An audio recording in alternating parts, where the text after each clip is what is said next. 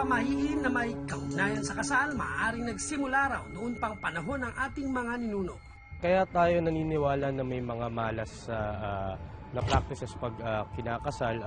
Mostly nang galing to sa influensya ng animist natin na roots or yung animistic religion natin na sinasabing may mabuti at masamang spirito na nagre-reside dito sa mundong ginagalawan natin. Kung titingnan mo, dami nating beliefs hindi lang sa kasal, maraming mga senaryo sa Pilipinas na ang kaya natin ginagawa kasi ayaw natin maka-attract na masamang spirito.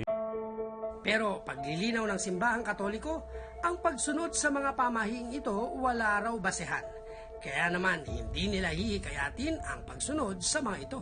Generally, ang simbahan, ang kanyang katuruan, ang pamahiin ay kasalanan laban sa unang utos ng Diyos. Yung ating mga tadhana kay buhay natin ay nakalagay sa kamay ng Diyos at hindi doon mismo sa mga pamahiin.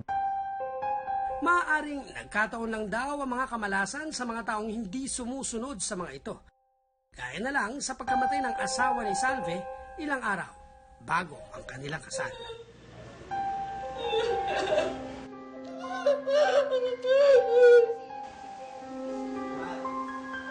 Bukod sa hindi raw dapat sukatin ng wedding gown bago ang araw ng kasal, ay na ginawa umano ni Salve, Bakit sinukat niyo? Malas kaya yan. may pamahiin din na hindi raw dapat magpakasala magkapatid sa parehong taon. Tawag natin dito, sukob.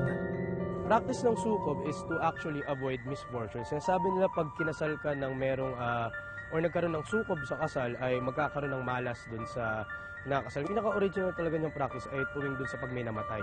Hindi dapat magkakaroon ng kasal hanggat nagkakaroon ng babang luksa para dun sa yumao o namatayan.